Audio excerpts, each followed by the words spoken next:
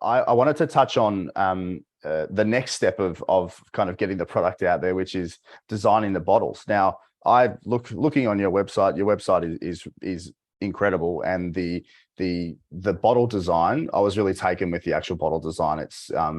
It stands out. It's not gaudy. It's really, really nice. Like that's and it automatically, as soon as I look at it, it appeals to not just the regular 16-year-old person buying an energy drink. It appeals to someone completely different.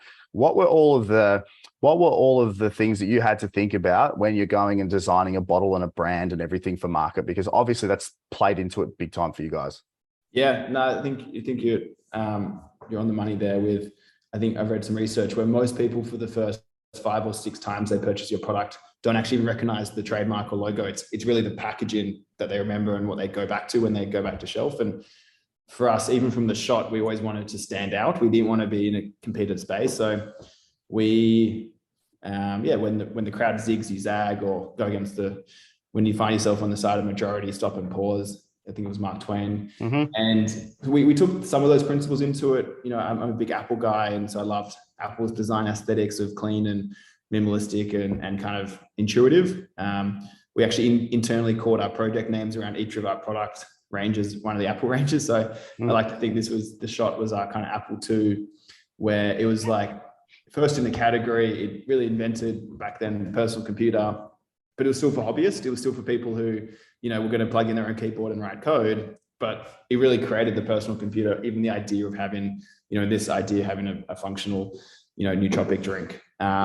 Something completely different that no one 10 years before would have thought would have actually happened and been out correct, there. Right? Yeah. Where what they did then with the Apple Store was Macintosh, and the Macintosh was beautiful. It was intuitive. It was stunning. It kind of stood out, and it was the first time a mum or a person at home would do their tax return on it, or do your shopping list or some simple calculations. And the Macintosh, that was for our big carbonated one, that was the internal name, and inventory management system, it still says Mac in all the codes and stuff like that. Yeah, it's with us forever. But for us, that was, how do we take what we've proven out people want into a mainstream appeal? And we were playing in that better for you space at the time, and kombucha was the craze, and everyone was jumping on the kombucha wagon, particularly retailers in space. And if that category, everyone went for the very standard brown dark bottle, beer bottle. Yeah.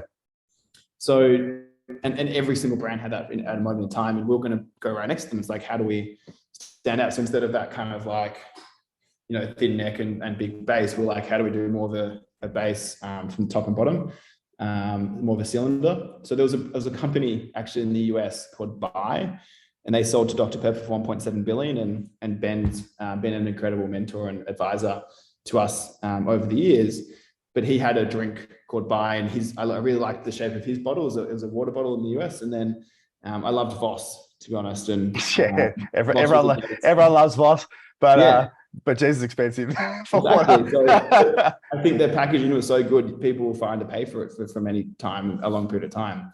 So actually in Photoshop, I took Buy's bottle and I took Voss's bottle and then superimposed them. So it was like Voss's body with Buy's kind of neckline, and then crafted a few other things. But for me, it was just taking inspiration from what I loved and combined it. And then I gave that to our bottling packaging people, and they created it.